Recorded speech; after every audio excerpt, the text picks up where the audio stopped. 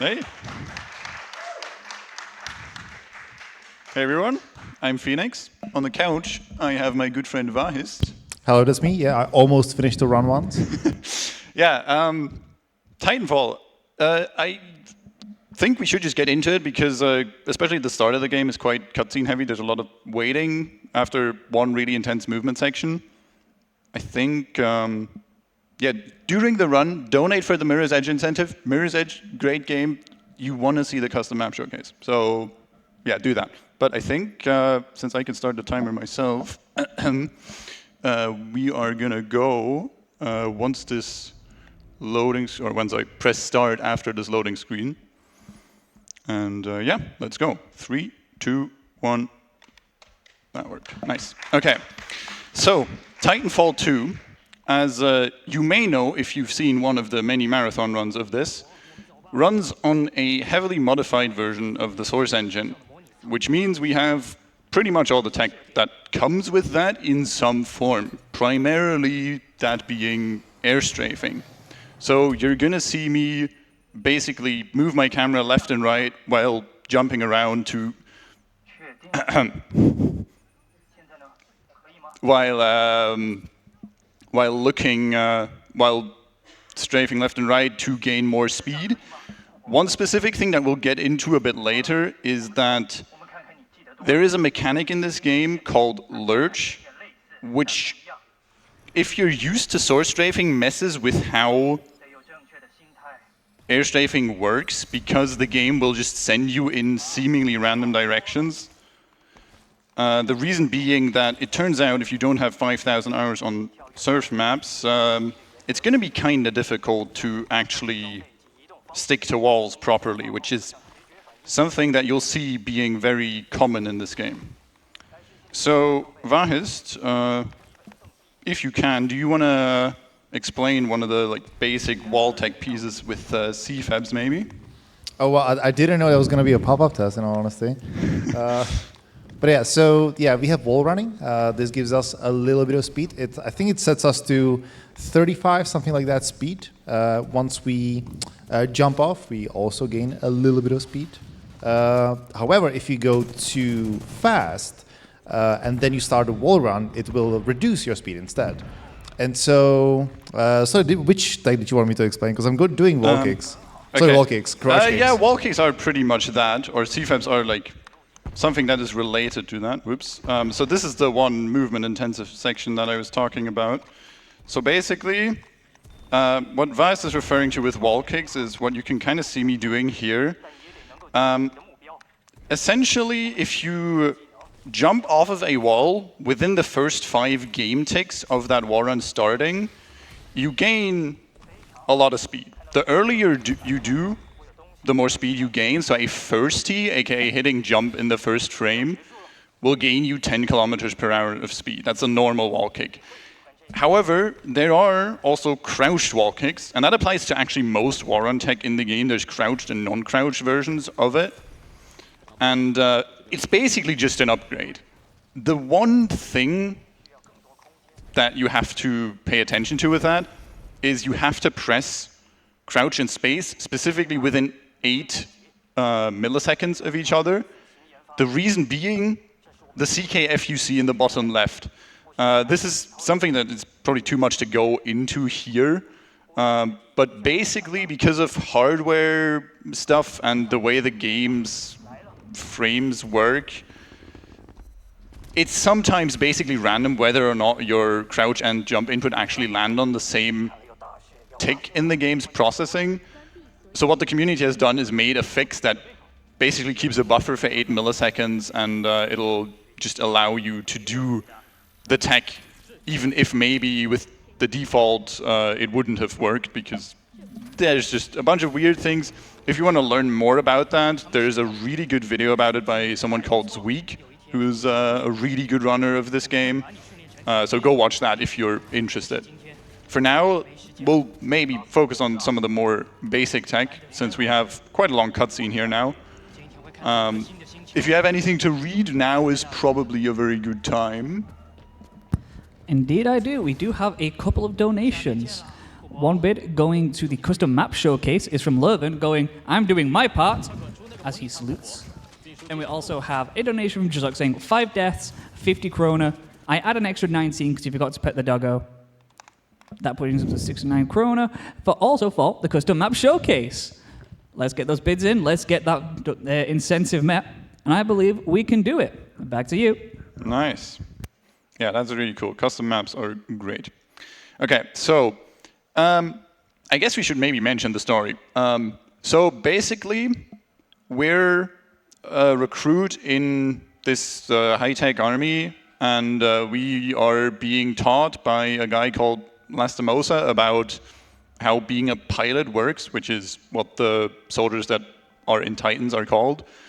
And now we got the message that our planet is, or that we're basically gonna have to defend from a bunch of invaders on this planet, and we're going straight into combat, knowing basically not much.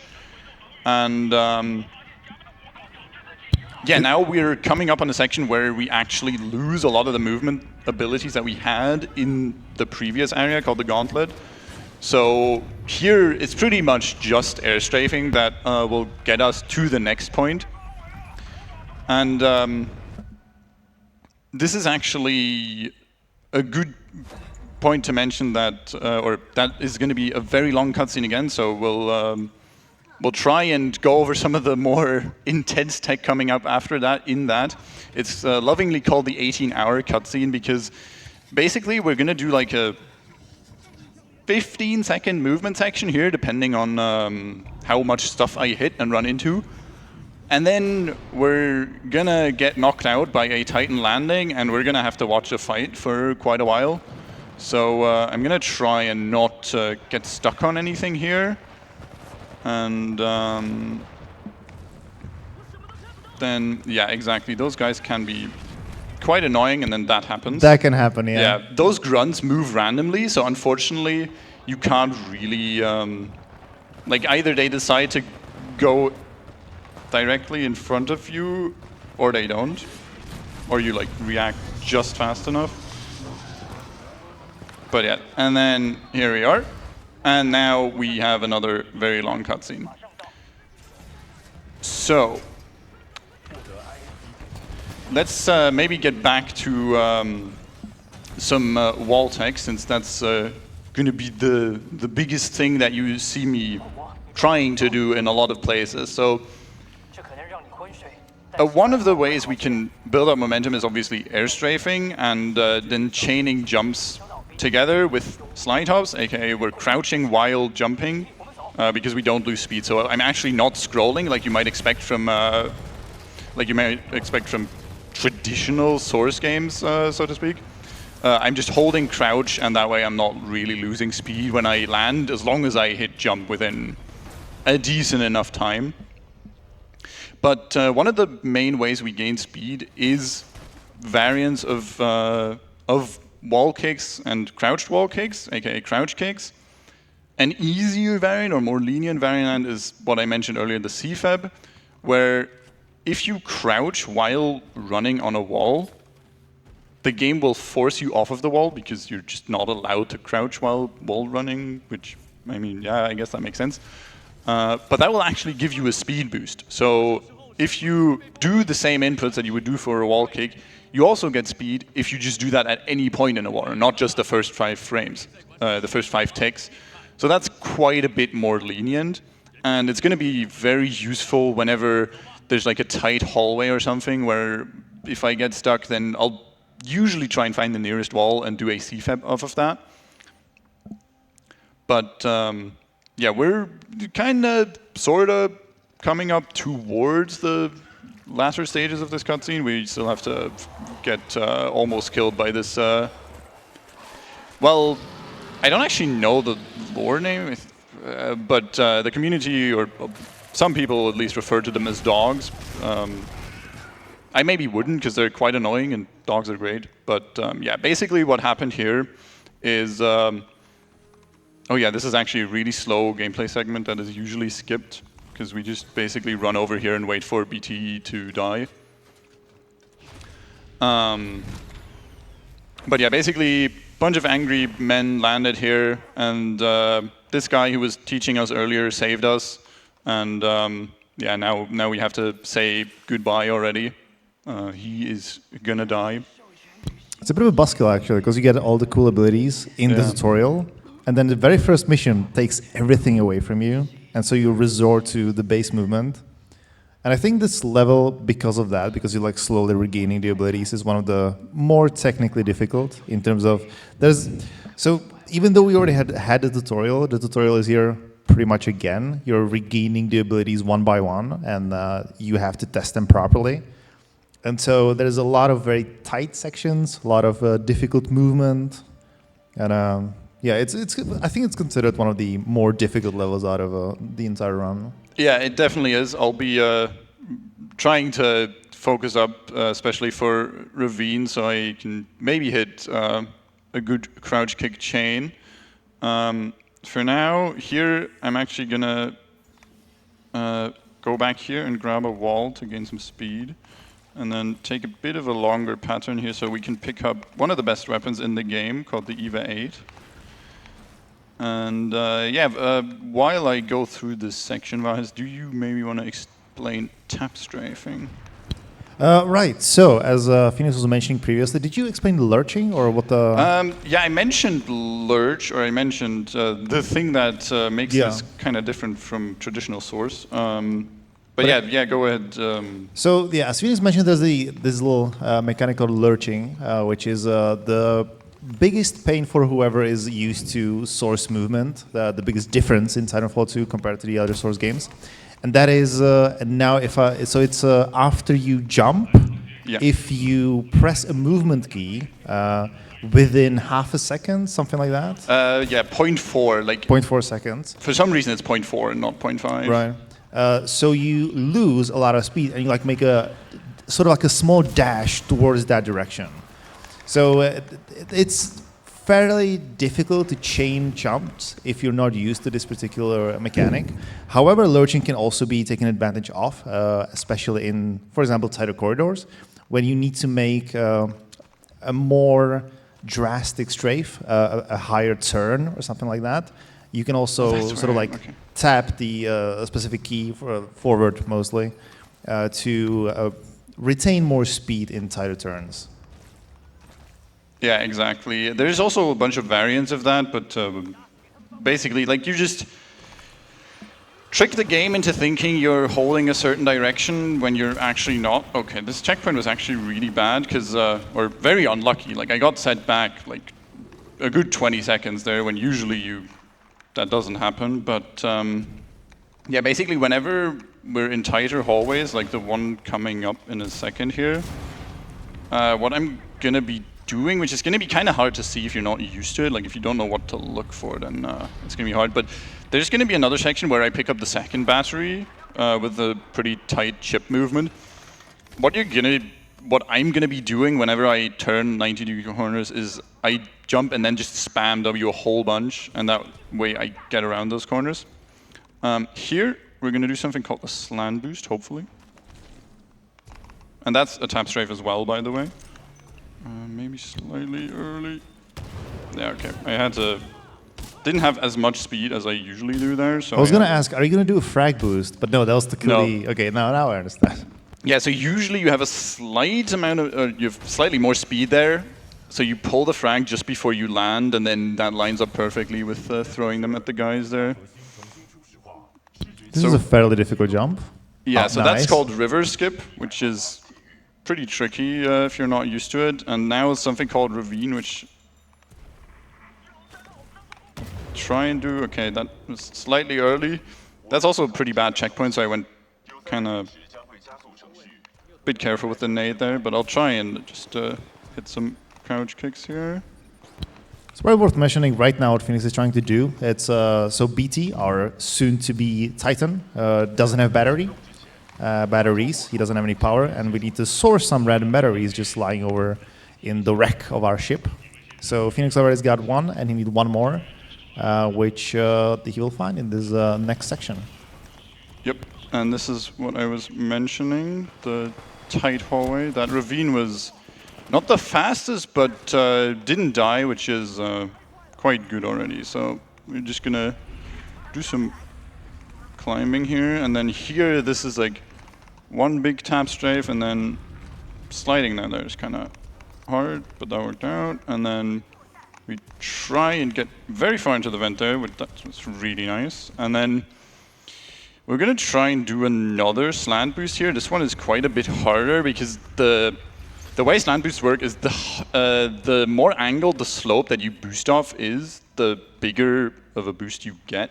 And this one, yeah, this one is kind of ambiguous where it's like the steepest, so it's pretty hard to actually get a good boost there. But yeah, now we are pretty much at the end of the level, or like at the end of the... Oh, I have this weapon because of the checkpoint, that's funny. Because I didn't have the 18-hour save, that's interesting. Anyway, we're pretty much at the end of the fun part of the level. What's now coming up is something called Titan Tutorial, which is a somewhat RNG-based, or pretty much entirely RNG-based section where you just learn about the Titan abilities.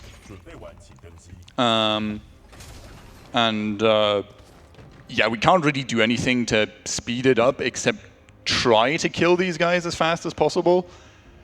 The thing is, one of the Titan abilities of the default loadout is a shield that collects projectiles from enemies, and sometimes it just doesn't. Sometimes it just doesn't work, and you just can't kill the enemies, and that's just unlucky. You just lose time, and you can't really do anything about it. But we're just going to hope that that doesn't happen here.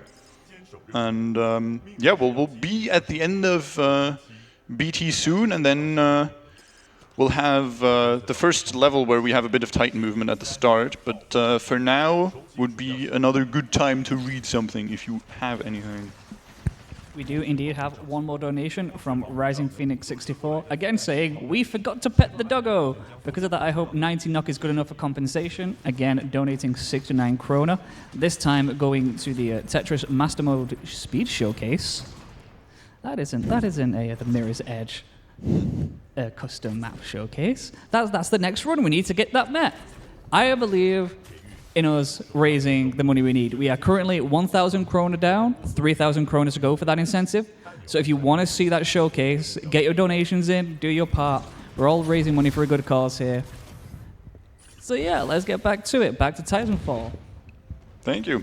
All right, so I got kind of trolled there, and some of the guys that I wanted to die didn't die as fast as they should have, but we made it, and now we have all the Titan abilities. We can dash, and we can do a bunch of fun things, and I just realized something I need to change here is one keybind, because the thing is, usually, whenever I stream runs of this, I listen to music, but something you might have noticed is that pulling nades, or when you pull nades, there's a beep just before it explodes, and muting that is very useful when you're listening to music, because, well, you don't want to die to the nade. Punch that guy. So I usually have my ability bound to something else because of that, but yeah, this should work now. What we did there is called the double no U. I'll listen for an audio cue here for a second. Okay. Where basically the Titan we were fighting has the same loadout as us, has the same like absorb shield. So we basically shoot into his shield, and then before he shoots the projectiles back at us, we put up our shield, capture the projectiles from his shield, and shoot them back at him, and then usually that one-shots him. There it didn't quite, but yeah, that's just kind of a good way of killing that guy. It's an easy strat, and it's hilarious. Yeah. Yeah, while I get into Blood and Rust Virus, do you want to maybe explain how the language comes about? Right, so as you might have noticed, there's a mix of languages in this game. All the audio is in Chinese. The text is a mix. There's some Chinese, but mostly English. The English is provided by the Speedrunning mod. But we do run the game in Chinese because it's, I don't know how much faster, but it is faster. 40 seconds, I think. 40 seconds faster. 40 seconds on any percent with all the cutscenes? I actually don't know. With 18-hour cutscene, it might be different. But at least with how people usually run it, it is, I think, about 40 seconds. So in a game that's hour, slightly above an hour, 40 seconds is still a fairly noticeable change for free.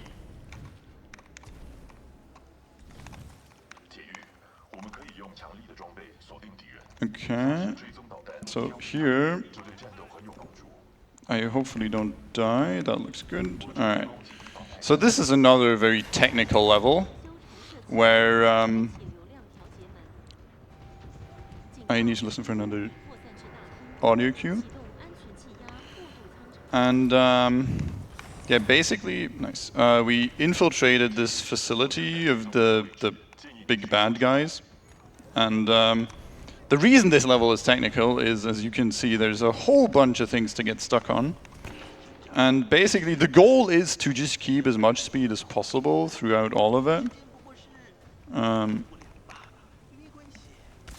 going to shoot here to get rid of that guy, ideally. And then here, there's like snipers and a bunch of annoying people, but we're going to try to ignore them by ghosting there, or cloaking there. Yeah, and now we get into the aptly named tap strafe hallways, because, well, there's a lot of 90-degree corners, and you got a tap strafe. Nice, that was decent. Yeah, and then... Okay.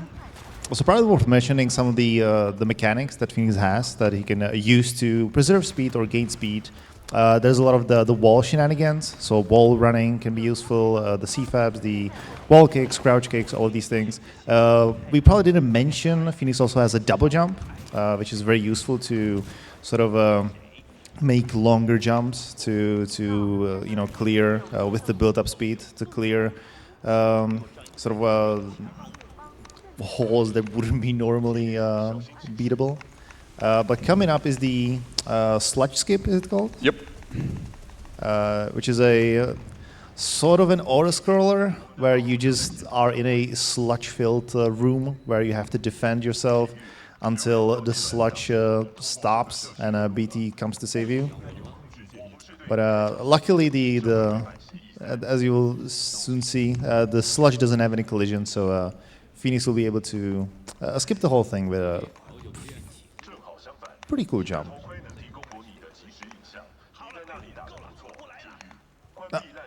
Nice.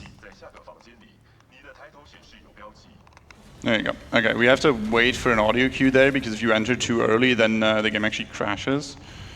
But yeah, basically we just hit the dialogues at a certain point to delay BT from running away from there. And then we can actually just air strafe and jump over and enter BT before he does that. And we get to skip like a whole 6-minute fight sequence. It's really good. Okay. So we're coming up on one of the first boss fights of the game here, or the first real boss fight of the game. This is Kane, and he has a very funny line in Chinese here. Yeah, he's really excited to fight us. We aren't, because Titan fighting is... I mean, there's some interesting Titan fights. This is very much not one of them. This is one of the really annoying ones, because... Well, this is basically just RNG. If he decide, like, if that guy decides to troll you, or if Kane decides to troll you by, for example, putting up his flame shield or just running around these pillars, you just kind of can't kill him all that fast. But that could have been worse. But yeah, he died, so we're gonna get his radio here. There's lore happening.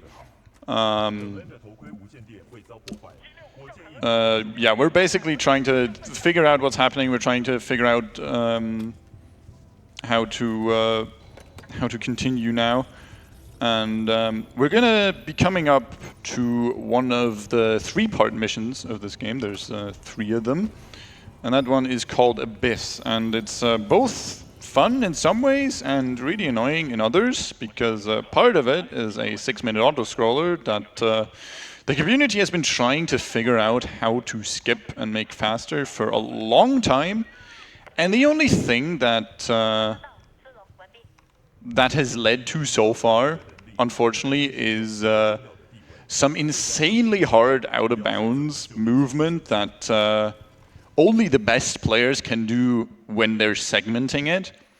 So there's, at the moment, not really any chance of making that faster. But if you think you can find something that does speed that up, then join the Titanfall Discord. There's a channel for the Abyss 2 bounty, because there is, I believe, still a bounty out for that. Maybe, don't quote me on that. But yeah, people are very much looking for a way of making that faster, because it is quite a big bottleneck in the run now. Yeah, so here at the start we just have quite a bit of Titan movement. This one is not the auto-scroller yet, that's going to be the next one coming up. What I'm trying to do here is basically just dash whenever I'm going down ledges, because then I'll be at the dash speed for longer. So here's a big ramp, so I'm going to dash down, and I'm at very high speeds for quite a long time there. And air strafing also works while you're in the Titan, so I'm also doing that. And yeah, now we're basically just running to the end. There isn't really anything special to do here. The one thing that is coming up here is I'm gonna manage my dashes, hopefully, in a way that, yeah, when we get back there's gonna be a platform. And if I did it right, which I think I did, yeah, we're gonna get just pushed by that. And yeah, we save ourselves quite a bit of time just by sliding along there. This guy can be really annoying, but he was pretty nice. And now we have another Titan fight here. We're gonna take Scourge, which is very useful. It's not like the main reason why Scourge is useful isn't really used in this fight. But one of the abilities I have as Scourge is called Flame Trap. And what I can do with that, actually, is if I put Flame Traps down and then use my Flame Shield, which is, well, the thing that looks like the Absorb Shield, but in orange. The thing that looks like a Flame Shield, believe it or not. If I put that up while looking straight up, then for some reason, the flame traps get duplicated, and you deal a lot of damage. And we'll be using that quite a bit later on, or specifically in one boss fight. But yeah, that is really nice to have, or in 2 boss fights actually. But that's still quite a bit away. For now, we are going into one of the big auto scrollers. Fortunately, there is still movement to be done here. So we're not just standing like on the platform and waiting, like Halo 2 style. We are just kind of running through this level and going as far as we can before we hit the bottleneck, which is going to be visible just at the end of these hallways here. The good thing is, for the most part, if you mess up here, like if you die there, if I died there, that wouldn't actually lose time, which is quite nice. The only time it will actually lose time is if I get a loading screen on death, which will pretty much happen now if I die. So yeah, here I'm gonna abuse how this, or well, abuse it. It isn't really actually useful because, well, we're just locked by how fast these platforms are. Okay, didn't go that far. It doesn't matter at all for how fast this mission goes. So, but yeah, this game is kind of wonky when it comes to moving platforms. There's another video by Zweek about that. But yeah, whenever you're on moving platforms, momentum gets really weird, and you can use that in some very fun ways. Not a lot of them are fast, but some of them are, and we'll hopefully get to see one of them a bit further into the game in a mission called Effect and Cause. But for now, we're doing something called Told Spice route, which is basically just going out of bounds there, not to save time, but just to have like a safe way of getting as far as we can in the level, which is going to be this platform. So yeah, here we're basically just going to kill these enemies, and then we just have to wait for the platforms to arrive. We probably can't see them yet. No, well, we'll check in again in a bit. For now, let's make sure we don't get killed here. So this is something the community likes to do here. I'll see if I can do it. If I can set it up. Got that guy. Because, well, if you're doing attempts of this, then you're probably in this level quite a bit, because let's see, where's the other one? Okay, let's take this one. Okay, so place your bets on red or blue. Red is over there. Okay, blue won. Some people like blue, some people like red. It is a big culture war in the Titanfall community. We deeply hate each other. But yeah, this is just a way to pass the time here, because there is nothing happening. You just don't have anything to do. So here is... okay. But how do we find who's won? Blue or red? Sorry. Was it blue or red? Yeah, blue won. Blue won. The Nice. guy I Let's hacked won, yeah. So here, I could go for a really difficult trick, but I'm not going to, because it's kind of very hard, and I might not have played the game that much recently. But basically, if you watch runs of this at the top level, aka Daradu27 and Clipboard Enthusiast, I believe, on Twitch, they are currently basically swapping the world record back and forth every couple of days. So if you're into that, go watch them.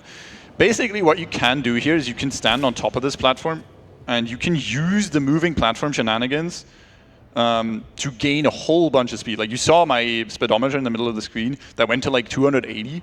Yeah, if you jump off, then you're gonna keep that speed. And then what you do is, you see that rock over there, you basically hit that, and then you land on that, and then you wall run over there, and then you climb up there out of bounds, and you wrap around, and you get up there slightly faster. And that's the one big time save in this level. And I say big, but it's like 11 seconds, and it's extremely difficult to do. Here is a skip called Dome Launch, which I believe I hit first try, which, oh, well, this is fine. It's not ideal, but yeah, basically, that is a different way of abusing the moving platforms in this game. If I could climb. This is a bit weird, because like the way the game gives you war runs is quite funky. There we go. Okay, yeah, so we hit a trigger here, which starts this dome assembly sequence, and now we just head over here to like a box to stand on here. But yeah, basically you have to time a jump quite precisely down there to get the right amount of forwards and upwards momentum, and yeah, then you get launch up there. Ideally, you can like grab that immediately, but sometimes you have to climb, and yeah. Now, ooh, thank you. So now we're going to do a little funny out of bounds here. So turns out in this game, or well, there specifically, if you crouch, that wall just doesn't exist. So we just kind of go through it. And yeah, now we are just kicking our way, hopefully, to this specific point over here. And yeah, now we stand in the end level trigger. This actually skips a whole bunch, because there's a whole big fight sequence, and it's really annoying and takes a long, long time. And yeah, because that wall doesn't exist, we just go through here, we stand here, this is the end level trigger. So now, when this fight starts, we're just immediately at the end, and the mission ends. So that's, yeah, that's the first, or that's the big auto-scroller done, and now we get to pretty much the fun part. Yeah, this is going to have some movement that I will try and focus on at the start. Some Titan movement as well, as far as the skips go. Yeah, exactly. Should probably mention that the previous level, BT was taken away from us. He was stuck in an arm that was abducting him. So the entire last level was just us as a pilot, just trying to enjoy some human combat. At this level, we will get reunited with BT. There are still some... Oh, nice. Okay, that is very difficult to do. There are still some skips that Phoenix is going to do as a pilot, but there's going to be a couple more very interesting skips with a Titan. Yeah, so we will find BT here in a second. Let's see. So this is more movement platform shenanigans. So I do a CFAB off there and whoops. I do a CFAB off there and I get 70 kilometers per hour, which you would expect like 50 because we had 40 while on the platform. But yeah, turns out you get 70 because the platform is moving in that direction. But yeah, now we have BT again. And we're going to do a skip here, or we're going to do one of the versions of the skip here, called Ash Fight Skip. Specifically, we're going to be hovering onto a pipe that's going to be, if I can get through this, we're going to hover up onto this pipe over there, crouch and get up here, and then so you stand in a specific spot, we disembark, and now we're out of bounds, we re-embark. Now BT is also out of bounds, and then we hover again to get on top. And then now we try to get through this corner without hitting the trigger, which can pretty easily happen there because it extends quite close to those walls. We just like stay on that little seam you saw. And we dash down here. It might not look like there's a floor, but there actually is. And we disembark. And then we go up here. And up there is the end level trigger. So that skips having to fight the Titan called Ash. That's who you heard talking to us.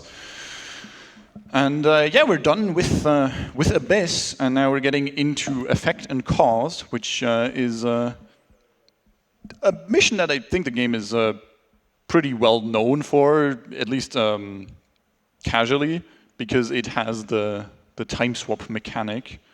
And it also has a bunch of cool movement in the speedrun, so I'll try and show off as much of that as I can. It's also quite difficult, so we'll see how that goes. So yeah, for now, time swaps are going to be random. We can't control them. But yeah, we're just going to like watch for some clues here and try and not get stuck anywhere major. No.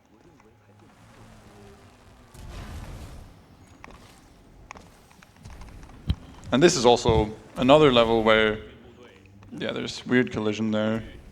This is another level where tap strafing is really useful. Whoops. So now we go down here. This is one of those missions where you mostly play as a pilot. I think BT is available for part of this mission. You can actually, I think, enter BT, but there's really no real point in a speedrun to do that, because you can just zoom wherever you need to go. Yeah, so basically like a lot of the high-level routing of this game involves getting rid of as many Titan segments as possible, because basically Titan movement is just slower, so we want to be in pilot form as much as possible, because we can do nade boosts, which I'm not doing because you can die to those and that would be slow, and we're trying to go fast. But yeah, you can do crouch kicks, you can do damage boosts, you can do all sorts of things, and basically at this point most Titan sections have been routed out. The only reason that you're now taking the Titan is through big fights, and even for those, there's some that are, or a lot of them are just routed out. But yeah, that's one like quite fun thing to look at when you watch the evolution of this game. People used to do a lot of the Titan sections because crouch kicks haven't been around for that long. So a lot of the time it was just more consistent to stick with BT and just do Titan movement. But because of crouch kicks and because of how consistent they are, you can just build up such massive amounts of speed now that you want to stay as a pilot. So yeah, here I have to select a specific dialogue option to, well, have the shortest line by BT play. We're up here because BT is going to walk over there and he's going to throw that over there and make a zip line for us to enter this building. Because what we're currently trying to do is we found that guy there who was stuck in the ceiling. We're trying to figure out what happened to him. We're trying to find his upper body. And to do that, we're going into this building. Oh! That was not the direction I wanted to go. There we go. Yeah, so now we're just kind of waiting here for time swaps. We'll swap once to the past, and then we'll swap back again. And this door will open. I'll try to go for a little trick here a couple times maybe. Called FTL, if you want to explain that, Vahis. Well, that is I've never successfully done this one, I'll admit. It is really difficult. Yeah. But so now Phoenix is going to get phased into the present, now back into the past. That allows us to skip an electric fence, or like a laser fence that we cannot pass. But if in present Phoenix places himself where the fence is, when the transition back into past happens, he gets essentially damage boosted through the entire hallway. But it is very precise to get the optimal boost. Yeah, the problem is you do need like the max speed you can get, because if you don't, then you'll just soft lock, because you'll hit the middle of that bridge during a time swap and you'll just fall off and you can't continue because you can't get back into the building. I did actually get good speed there, but I messed up my jumps a little bit, so I hit the ceiling. But yeah, that trick is really difficult. It looks sick when you hit it. Yeah, we are now heading into ENC2, which is one of the harder levels in the game, up there with I'd say probably after BT and Blood and Rust, I guess. I don't know. I don't really know what top level runners would say, but yeah, it's definitely up there because we're gonna be coming up to a section called Hell Room, which is aptly named both for the looks and for what it's like trying to go really fast through there. But what I'm mentioning is, so in the previous level, the transition between past and present was scripted. It was part of the story. Now Phoenix has the option to swap whenever he wants, which we can use for some nice movement and some just breezing through the level. Okay, so those guys have kind of wonky collision. Sometimes you can just phase right through them, sometimes you can't. But yeah, that worked out. I tried to do a nade boost there, but I kind of messed up my timing. I didn't pull the nade on the right visual cue, so yeah. The unfortunate thing about this mission, besides, like, it is really cool and has a lot of cool tricks that hopefully I'll be able to show. But the unfortunate thing is this, and we'll see another one of these. These are Anderson dialogues, where we're just like watching this hologram of him. That's the guy who was stuck in the ceiling, talking. Okay, that's my audio cue. We're just watching him talk, and we can't really do anything. And there's another one of those in this room, so we have to wait again. But we're gonna set up for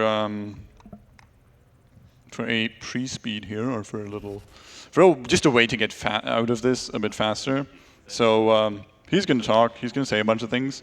I'm gonna listen for an audio cue, and then I'm gonna shoot my shotgun twice at a specific spot on the wall, and then which doesn't matter, but I'll throw a nade there and hopefully get a boost. So let's see.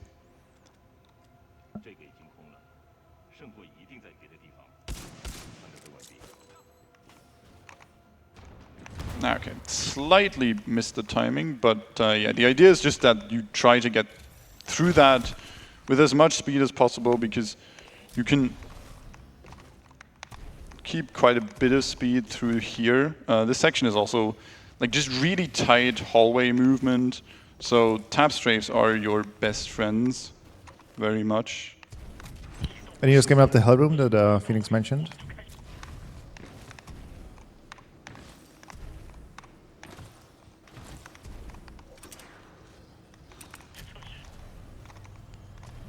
But pretty much you're just swapping between present and past, because in the present everything is on fire, but in the past everything is electrified. So you have to, it's a puzzle. You have to navigate properly. Oops, there we go. Okay, loaded a bit of a wrong checkpoint there. So your Phoenix is trying to, oh, there we go, slide into the bridge as it's extending towards him, because that gives you a massive boost. Okay, yeah. So that was like half ideal. And then you have to time swap properly there. So yeah, basically that again uses the fact that moving platforms in this game are really weird and mess with your speed a lot, or like do weird things to how your speed is calculated. So yeah, if you slide onto that and jump off at the right time, you just get massive speed and you can carry that all the way through there. But yeah, we got through it with some hiccups, but now we're in ENC2. This is a really short mission, but it is kind of hard movement-wise. So I'll try to do the fan boost here, but we'll see how that goes. So yeah, for one, there's a lot of Titans here, which we can get easily one-shot by while in pilot movement. So that went well, but yeah, now I'm going to try to hit a very specific spot on this fan to get a massive speed boost. Yeah, so there, both the Titan and the wall were kind of in the way, but you get the idea. You get a lot of speed there. And then you use tap strafes to... That guy just landed right in my face. How rude of him. You use that momentum you get from that to go all the way to this bridge, ideally. But if people stand in your way, then that's kind of hard. But yeah, now we get into this weird frozen time thingy where, yeah, there's not much happening here. We're just kind of doing normal movement things. And we are pretty much at the end of the level already. So yeah, we're just scanning this thing here. This is super important for some lore reasons that I'm sure someone could tell you, but I can't. So yeah, we're just waiting for a cutscene here. So if you have anything to read, now is a very good time. I think all I would say, a good amount of people while we're here, raising money for charity. NABP provides a multitude of special products and services for the blind and partially sighted people in Norway. Some examples are they do guide dog training, summer camps for children and youth. They have an extensive rehabilitation program for people with recent visual impairment, advice to members on their rights in society, and they are also Norway's only centre for braille printing of information, literature and books on a variety of subjects. But also for charity, we're also here to donate for speedruns, such as our incentive coming up. We are still need to hit that Mirror's Edge incentive. We have 3,000 kroner to go. If you're like me and you do not understand how much a kroner is actually worth compared to other things, that's roughly $385. Or if you're like me, from a small little island, £215. We are actually pretty close. We have about an hour until that run.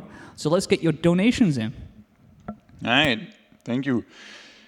We are coming up on the beacon levels, which you might have seen one of those already. It's the famous throw, which it's still a bit away, but we have two pretty, well, one kind of easy one and one pretty difficult one to go first. But yeah, we now figured out the stuff that happened with Anderson and what he was worried about, which was that crystal ball thing we were looking at. And now we're over here.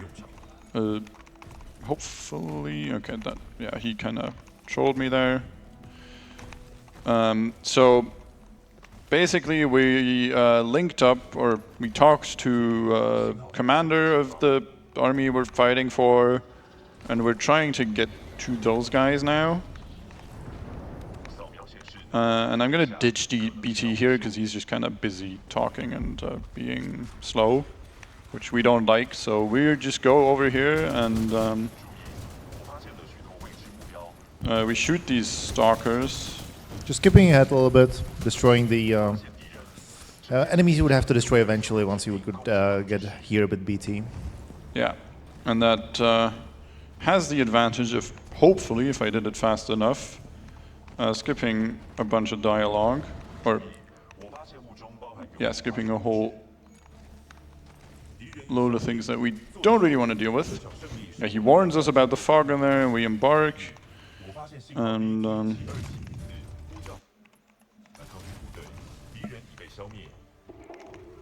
so yeah, we are just gonna go head up to the door here.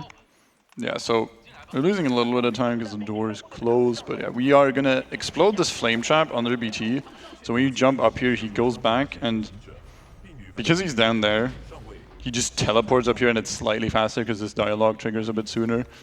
But yeah, we are just kind of waiting here now. This is another part of the game that's quite like sort of fake cutscene heavy, where like you just have NPCs talking and stuff happening, and you can run around, but there is no progress to be made for quite a bit. Yeah.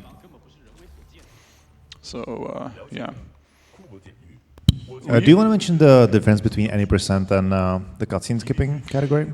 Yeah, there's a category called any percent NCS, which basically we since there is so much cutscene stuff, or sort of cutscene-like stuff going on in the game, there's a category where you're allowed to load saves at certain points to skip those, which is really convenient.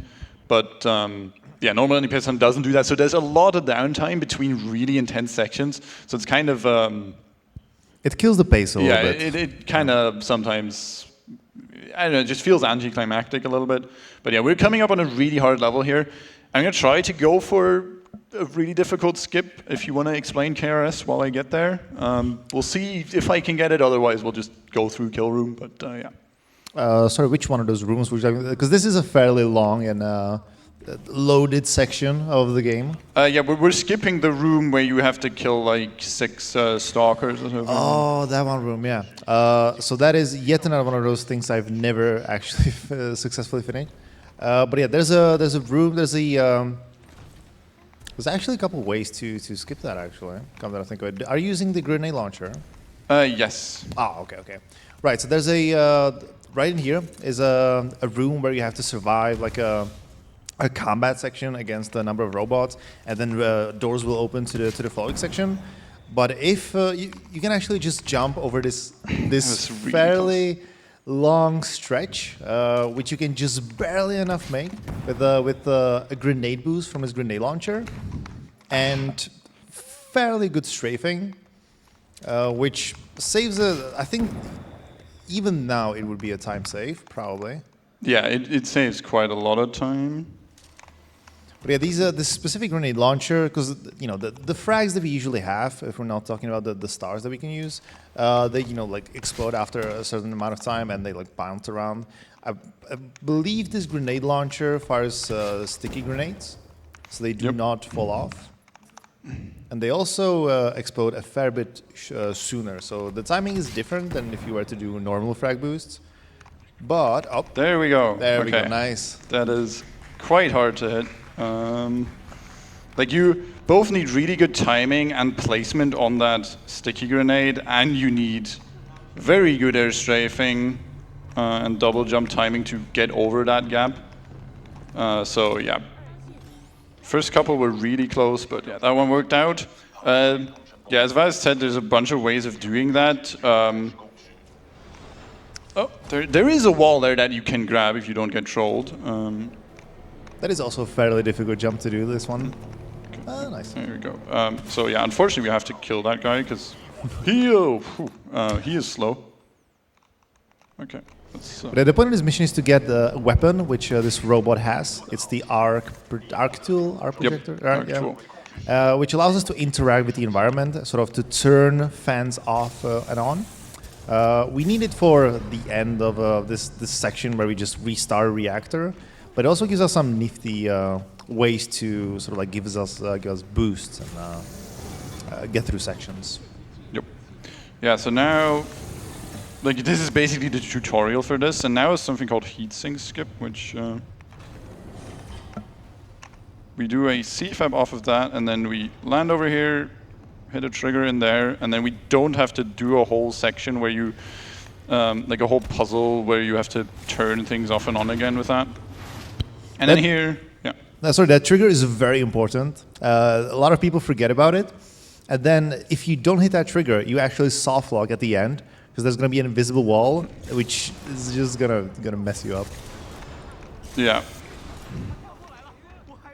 Yeah, so you can, yeah, just skip all of that, and then we go into the fan there. And yeah, now we're at the end of Beacon 2, and now after some more fake cutscenes at the start of Beacon 3, and a bunch of talking and some Titan movement, we're gonna get to the throw. So you can look forward to that. But yeah, for now there's some lore stuff happening, and basically what we're trying to do is we're on the ground here, but we don't have contact to our army's fleet. And what we're trying to do is we're trying to power up this like messaging thingy, this beacon. And we're gonna go in here into a room that is on fire, because apparently that's what we do. And we're gonna turn on a bunch of these arc tool thingies. And then we're going to try and send a message to the fleet, because yeah, we're trying to figure out what to do, and they are going to have to tell us. We're essentially restarting a future reactor from the inside. Yeah. Because why wouldn't you do that? That Of course, like a great idea.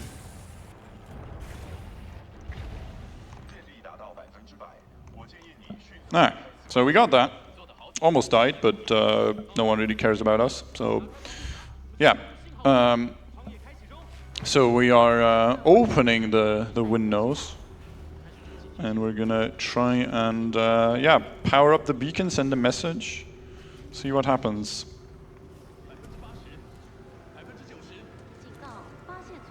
And it didn't work. Yeah. So turns out Windows update. yeah, something like that. Yeah. So now that didn't work, and since that didn't work pretty loudly and obviously, we are probably now getting attacked. So what wouldn't you do but run outside right into them and try and manually restart that thing. Alone, of course. Yeah. Because you have the walking tank, right? Yeah, we are the walking army. Or the walking one-man army. Wakaba is one of the flashiest section of the entire run. One of the most well-known tricks. Mm-hmm. Yeah, so the first part of it is something called moon boots, which I need this Titan loadout for. So basically, if we hover here and we disembark, yeah, so now for some reason, we have lower gravity. Like when you disembark while hovering like that, you just have lower gravity. I don't know how it works. It's something weird, but yeah. So now BT has the brilliant idea of throwing us across this gap. And yeah, obviously we abuse that as speedrunners. I'm gonna try and focus on this. We'll see. I'll go for it a couple times. I'll try and get like the version that goes pretty far, but if not, there's some good ways to back it up. Let's see. So I will just make a checkpoint here, just in case.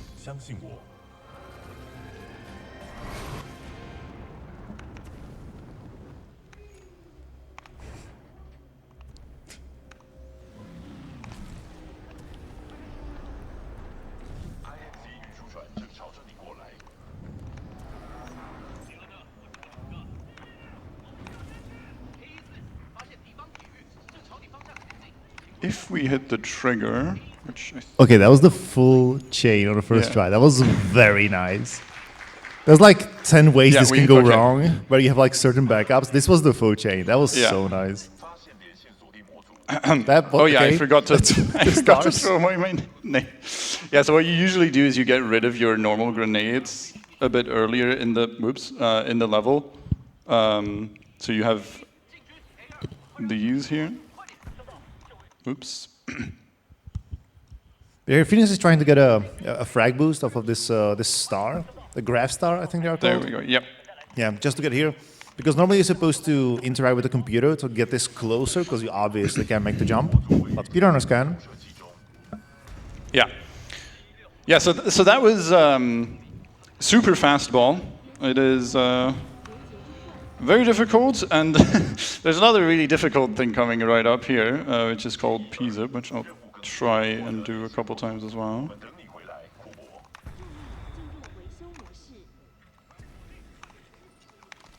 Okay, that was not 100% perfect. That was nice, that was nice. But we got over here, so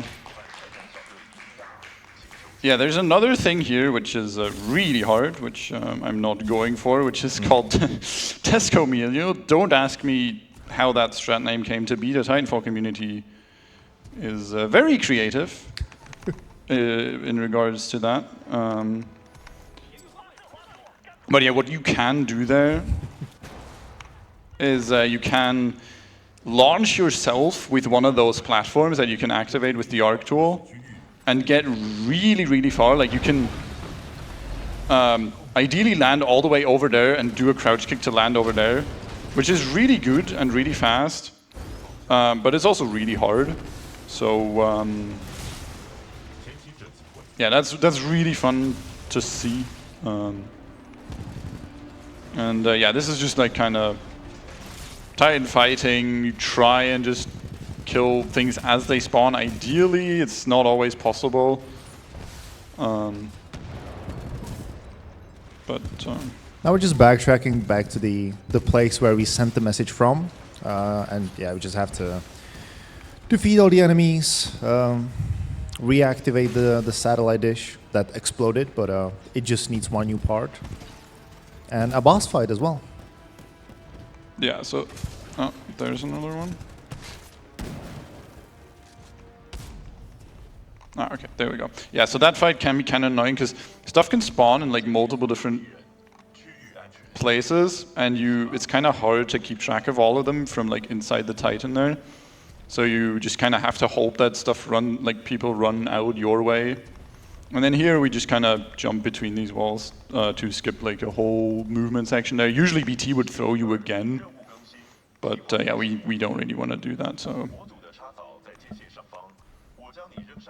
Go over here and we grab this module, and yeah, now we're on our way to a boss fight. Let me just save my voice. We're on our... Is the code good? It is good, yeah. Because my glass was full of dust. Alright. Let's see. So yeah, we're on our way to the Richter fight here, who was the guy I think you've heard yelling at some point during the mission. I wasn't really paying attention to it. But yeah, he's gonna, there's gonna be some Titans here first that we have to deal with. But yeah, he's another one of the IMC leaders.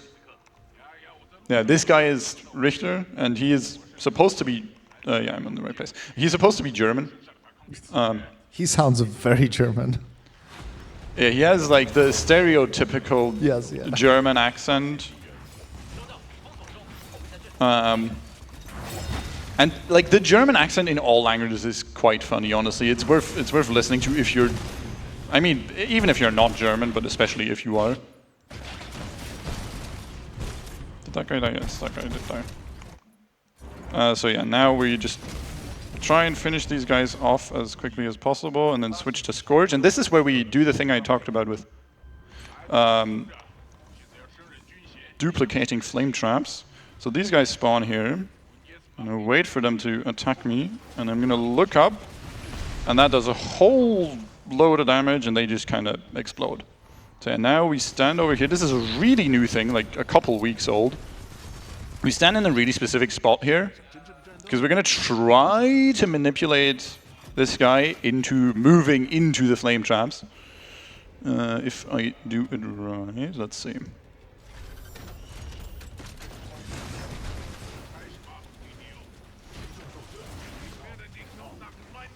Yep, that is exactly what we want.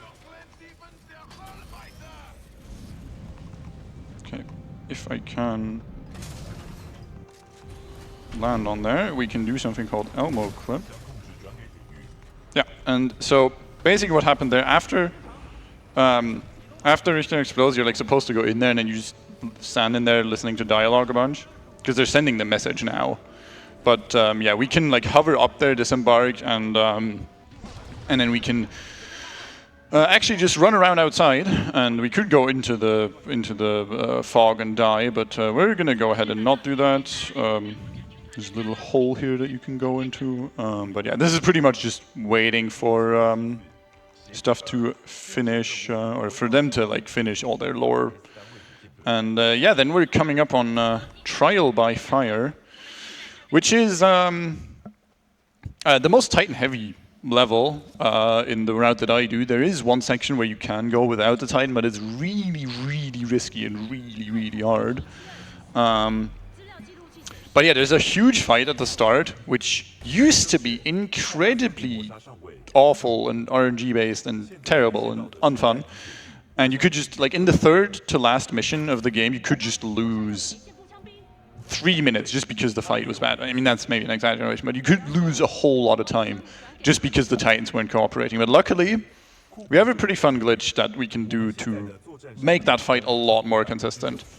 But yeah, we just, like now we're, like basically BT is saying, hey, this guy is really good, he should stay my pilot, because, I mean, technically we're just a soldier, right? We're not supposed to be a pilot yet. But we've been acting pilot, and BT now says, yeah, we're super good, we're chill, we're friends, and this woman is the commander of the forces. She says, yeah, it's okay, we'll be fine, and yeah, that is Beacon 3. Vahis, do you know how to explain Encore?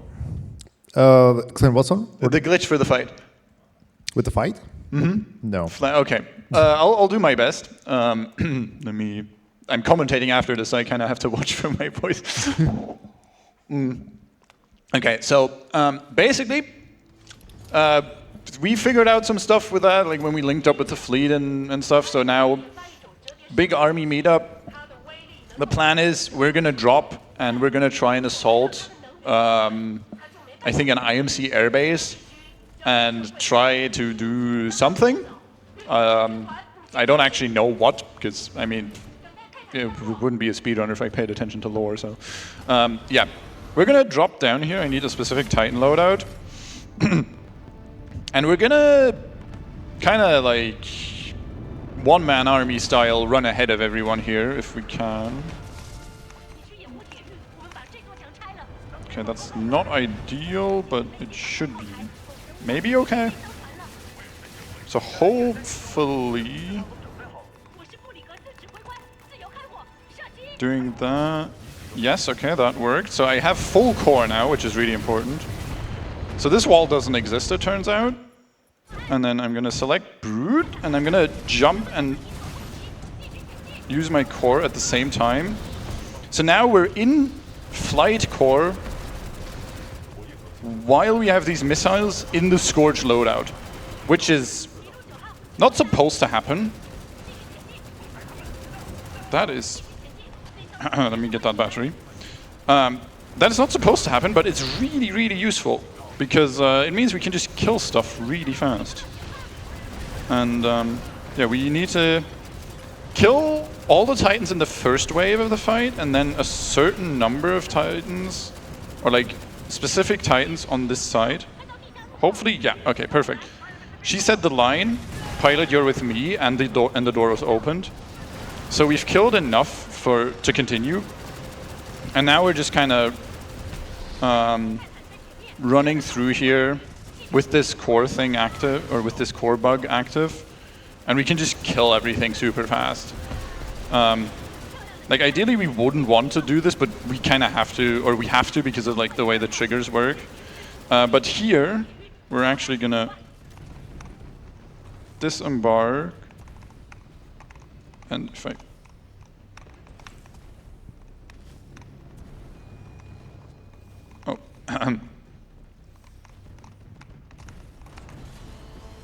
And oh, I didn't skip the trigger. Okay, well, we're just gonna kill these guys. So what you're supposed to do there, if you don't like go the wrong way like I did.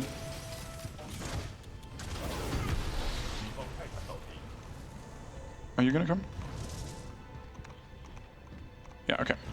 So I had to watch for Sarah, but she can like, it's really, really easy for Sarah to troll you and do all sorts of things you don't want. But yeah, basically what you're supposed to do there, what I didn't quite do properly because I had kind of weird movement, is you're supposed to skip a trigger that spawns those Titans, but it worked out. We killed them pretty fast. So yeah, now this is where you can leave your Titan if you're really brave and really good at the game.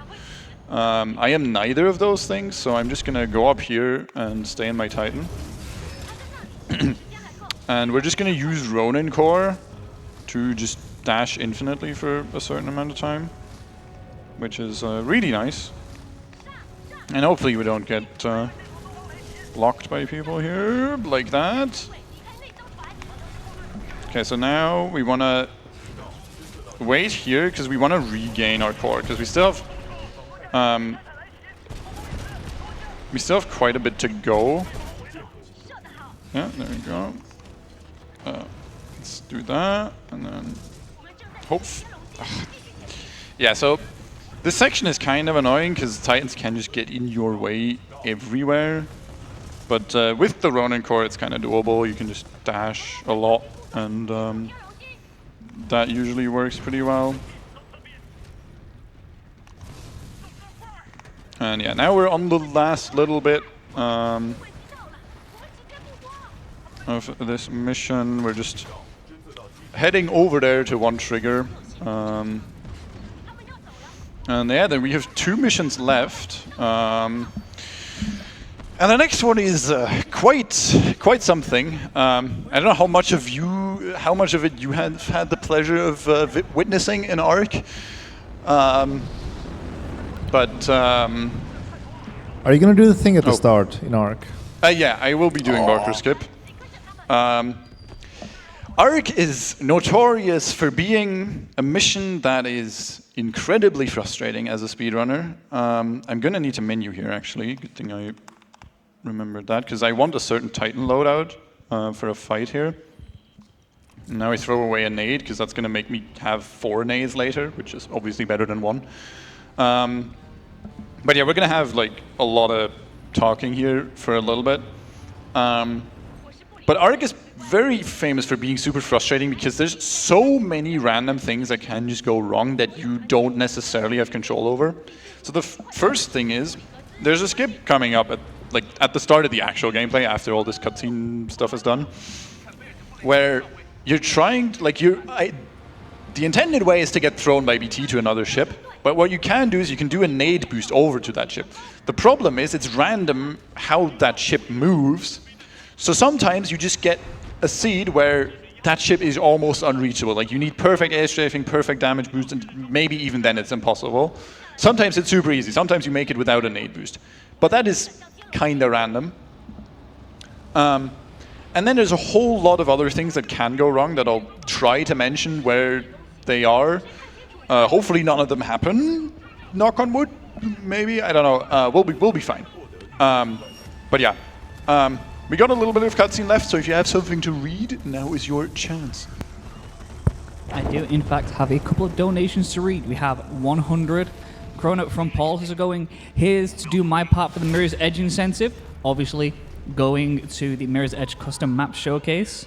And we also have 169 kroner from Eris on Izzy's PayPal, who seems to be making fun of somebody who got a very dusty Coke, apparently, saying that, yeah, I gave you the Coca-Cola with an extra crust and spice. All right, perfect. Yeah, let's get that custom map showcase event. That would be sick. So this is Barker Skip. I'm going to listen for an audio cue.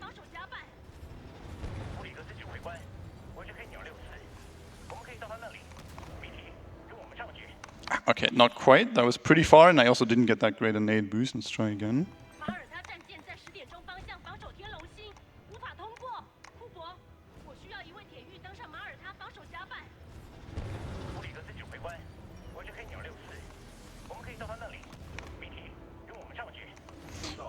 Whew, okay, that was really close, but I made it. That's heading that second try is really nice. That's you'd be happy with that in a run. Like this ship can just be at a point where it's.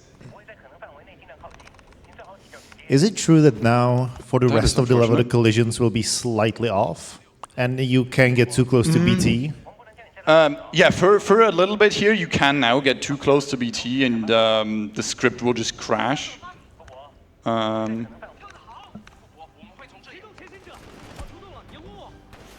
And yeah, the collision, like a lot of things just kind of get messed up by doing that. Ooh, I don't want to clip into the elevator here, because if you stumble near the elevator, you can clip and it just soft locks you.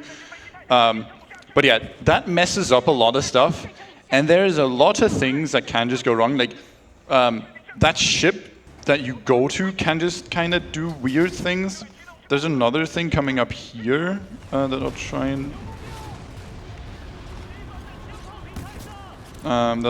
and mention.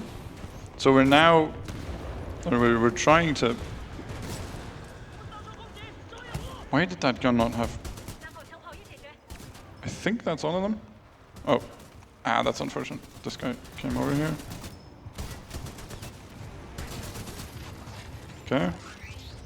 Yeah, I think that should be. Yeah, there we go. Yeah. So another thing that can happen is these guys leave the ship, and okay, it didn't happen. What can happen here is Jaws can leave the ship first, and then also some stuff happens that isn't good. I luckily haven't had it happen to me. Oops. Yeah. So now, down there is the commander woman we were talking to earlier. We're gonna jump to her ship, and now we have a section aptly named Room Clear, where, well, we clear a room, turns out. It's like mage level of naming tricks. So what I want to get here, ideally, if I can, is a gun with ammo. That would be good. Okay, arc works. Isn't ideal.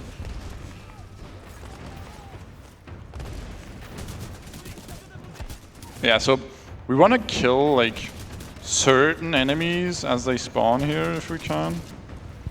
Now I get fire stars. Yeah, I wanted fire stars there because those are really good for killing those guys fast. But here we are hopefully taking out they are hopefully taking out their part of everything. There we go, the room's clear. Yeah, so that is maybe an auto-scroller. We don't really know if it is. We suspect it is because gates can also troll you. They can just take a lot longer than... sometimes they take a lot longer to get up here than other times. But yeah, basically you try to kill enemies as they spawn and try to get fire stars so you can kill those guys on that elevator and the stairs. But yeah, now we're gonna breach the cockpit of the ship here. There's a funny thing that can happen here that hopefully won't happen. If not, we do have a backup for it. That we have saves that we can load that will make it work. But what can happen here is during this ship steer section where we just stick our knife in this console and now we control the ship, because of course we do.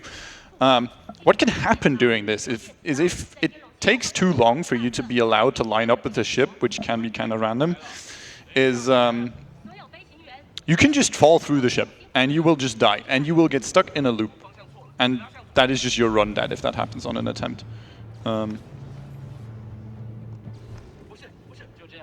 There we go. Okay, that was kind of sketchy because that took quite a long time. But we seem to be good. Yeah, so now I need to stay away from the glass because, as Vast mentioned, BT's fist is like a walking crash now until just a bit after this window break. Because we skipped that throw at the start, that breaks the scripting of the game, and if we stand too close to the window, we stand inside that trigger and then the game just crashes because it doesn't know what to do. So here I'm gonna do something called Snake Splitter, which is a way of doing this fight that is hopefully really fast. Which I'll try and focus on.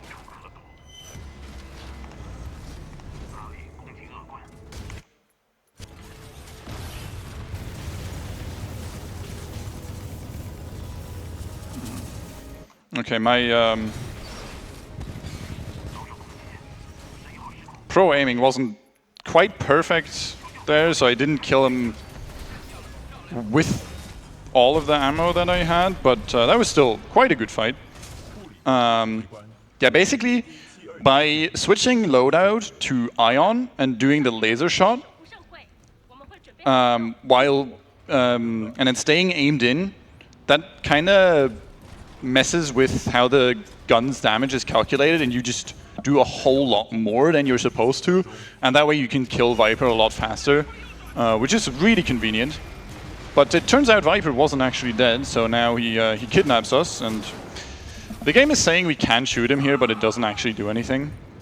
So if I was fast enough there, then... Yeah, so now you see how this is all gray. Yeah, what happens is we were so fast that we're now ahead of where the game thinks we're supposed to be, basically. Okay, and I messed up slightly, but we should be okay. Yeah, so what I have to do here is I have to get ahead of an invisible wall behind me that's pushing me. And I have to... Okay, I need to get quite precise movement over to that side, because the way we avoid being stuck here is not that, is we need to mantle. We need to mantle on the side of that railing there.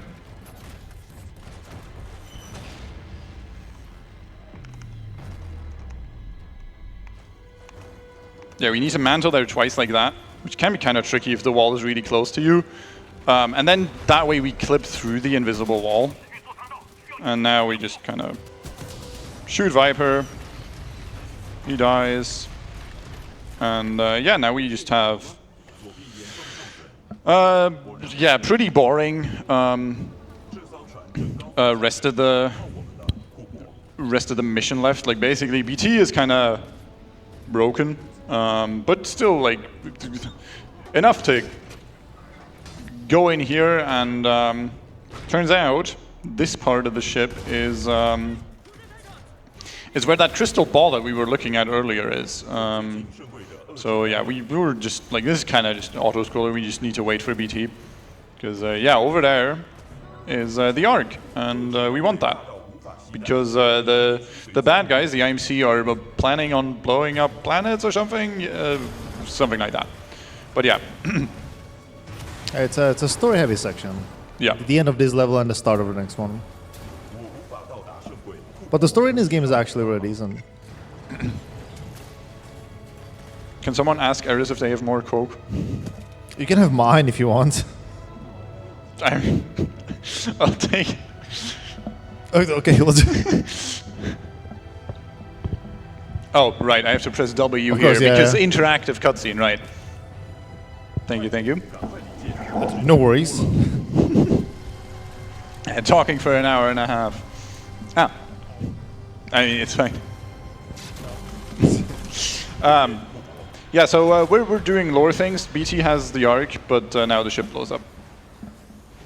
Thank you, thank you. And yeah, I have to hit the dialogue options here to yell at BT to make this end faster. And yeah, now we're just kind of waiting for the end here. The ship is crashing and burning quite literally, and yeah, that's the end of the arc, and we're entering the last mission called the Fold Weapon, which is the thing that they're using the arc for.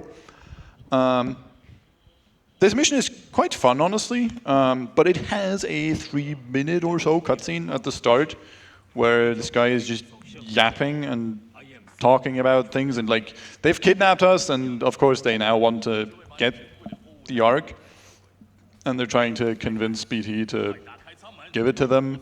But yeah, he's not really in the mood for that. But yeah, while we're watching this, if you have anything to read, now is a good time again.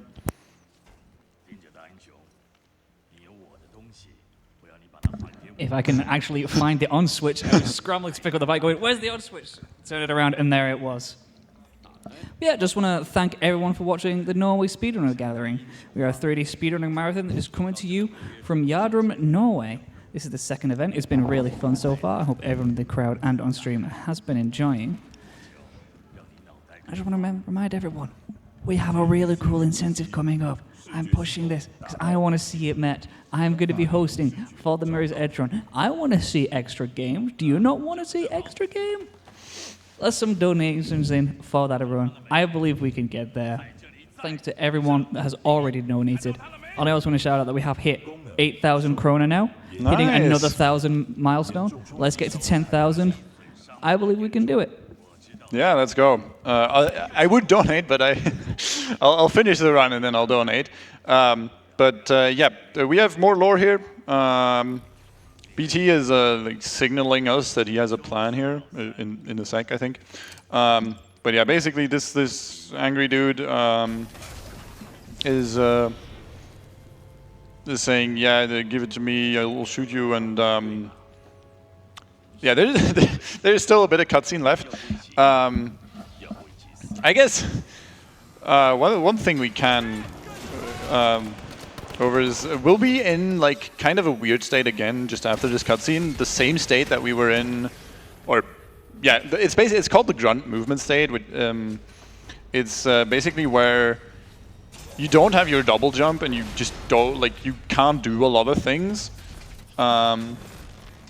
In that state specifically, for some reason, if you do the inputs for a crouch kick, aka crouching and jumping at the same time, you get a speed boost. And that's called the super glide, which you might be familiar if you play Apex Legends. I'll be honest, I have never played that game, so I don't really know. But it's called a super glide. I'm told it works very similarly. Yeah, we just, it's just a way to get some speed in a section where it's otherwise kind of hard to do that.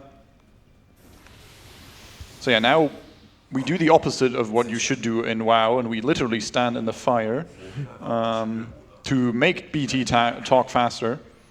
It doesn't actually have anything to do with standing in the fire, it's just you need to stand far enough back.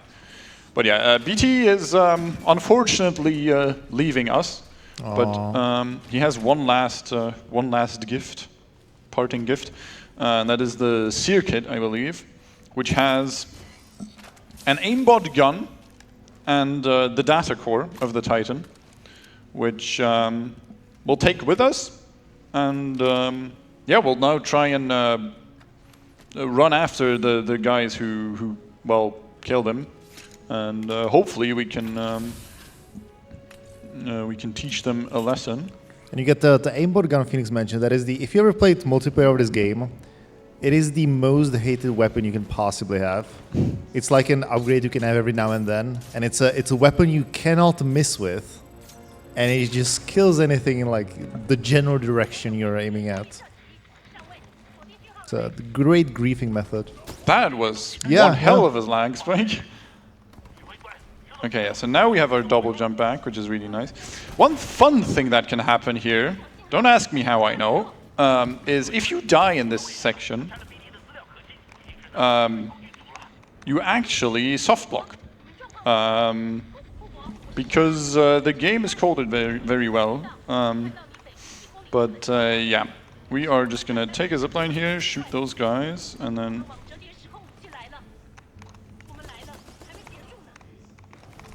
And then this is another like really difficult movement section where we just try to do wall tag where we can. And we just use wall bombs and crouch kicks and CFABs wherever possible. Like pretty much since like the very start of the game, we just use all the tech available to us to, or it's just a combination of all the different movement tech to get through everything as fast as possible. Yeah, so now we get a new Titan, who I probably shouldn't be standing under. And yeah, this is FS 1041, and we put the data core in it, and now it's BT. Oh, BT is back. Oh, that's nice. I was worried it was going to be gone. Turns out the dying part was a fluke. I'm just going to walk around here and embark from the back. That skips a little bit of dialogue because, well, embarking is just locked there.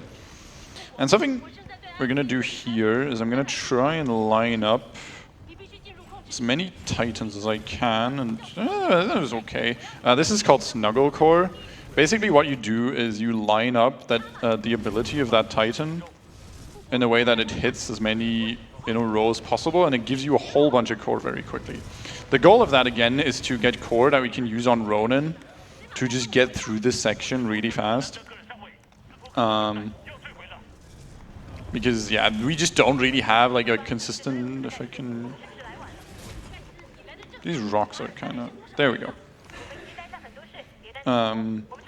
It's like the best way we have of getting through there. Whew! I almost died there because the Titan was funny. Yeah, so this section I actually, if I make a mistake here, I'm probably dead and going quite far back. So I'm gonna try and not do that. Yeah, so that's like the fast, or like, there is a really hard way of doing that that is much less consistent, called Rocky Road. But BT with Ronin core is like the only good way, or the best way we have of going through there if you don't want to do that. So now we come up on the last boss fight of the game, actually. This is Sloan fight. And what I'm going to be trying to do is I'm going to try to finish the fight before a certain dialogue line plays. If you see the subtitle say like something about 97% charged, hopefully that happens after I grab the weapon at the end. It's pretty hard to hit though, so... It is also a very technical fight, during which you have to swap between many loadouts, use an ability, go to another one, know exactly where she appears, because she always appears at the same spots. Yeah, if you do everything right, she does. So that start was already not ideal. I think we could maybe still get it, but yeah, now we have to time this.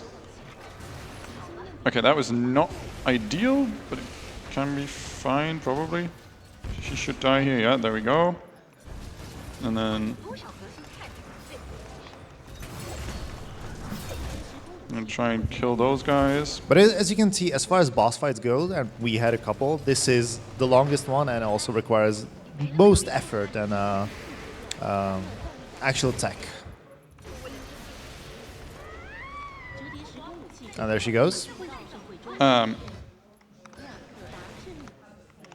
Okay, we need to show something funny here. I need to do the fight again, actually. Just a pure flex at this point. Yeah, this is because it's there's a cutscene skip, or the huge dialogue skip that you can do there if you don't mess up and press the buttons in the wrong order. What is it called? It has a good name as well. It's called Andy Shot, I believe, because something that happens if you do that properly, like I did, then that guy didn't die. That's okay. Yeah, this is definitely not gonna hit the dialogue line fast enough. We'll see. Yeah, that's the line you want to finish the fight at, which is pretty difficult.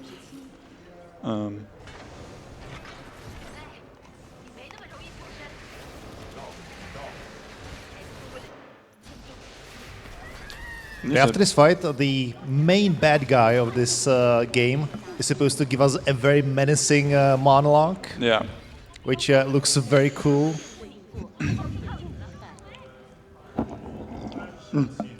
Yeah, so now that I did that correctly and didn't forget to press a button, you see how I have my gun here?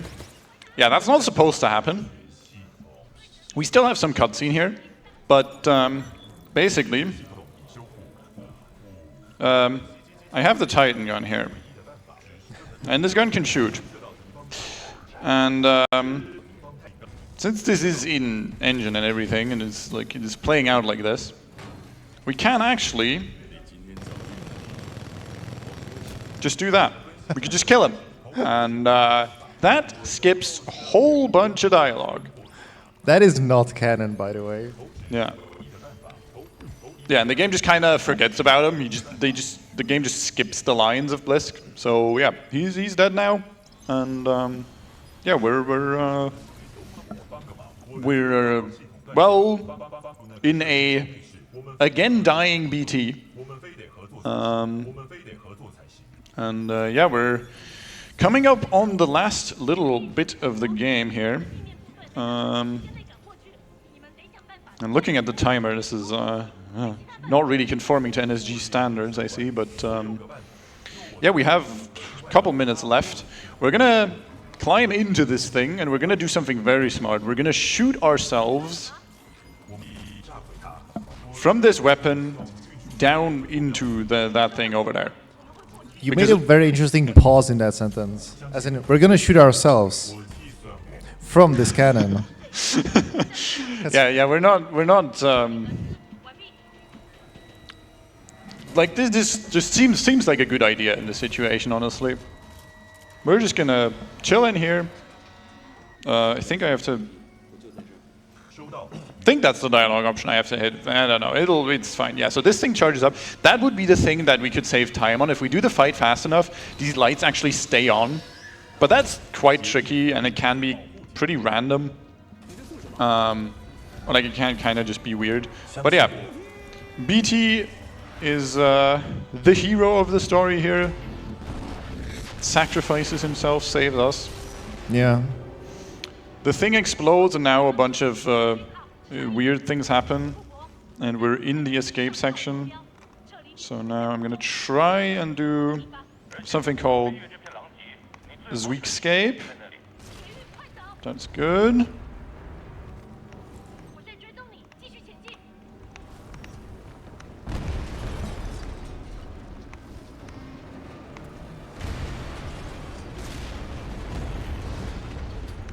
Yeah, the very last stretch of the run. And time. There we go. There we go. Yeah, that was Zweekscape. Actually, cool that I hit that. You can kind of fly all the way to the end because of the platform velocity thing. But yeah, that is Titanfall 2, done on a mildly optimized route. If you want to see really sick movement and super hard tricks, go ahead and watch top-level speedruns of this. There is currently, as I mentioned, the battle for world record going on between Dadadu and Clipboard. They're both insane at the game and really cool guys, so go watch them. Yeah, shout-outs to the community. They're awesome. When I learned this game and when I got back into it, they were super helpful at teaching stuff, and they're all great people and super fun to hang out with. The game is really fun to run. It's super satisfying to hit all the strats, and there's always room to learn new stuff. The skill ceiling is insane. But yeah, that went better than I expected. You got anything to say, Weist? 10 minutes underestimate. It's very nice. Very not NSG-like, as you said. Yeah, I think with that, that's it for me. Thank you very, very much for that run. Like you said, on NSG-like, so let's keep this brief to keep that time save actually as time save. Coming up next, we have Mirror's Edge 69 Stars by Silver Sea. I'm looking forward to this one. I remember watching a couple of Mirror's Edge runs back in the day, so I'm looking forward to seeing this one. So I will see you all during the next run. Bye-bye.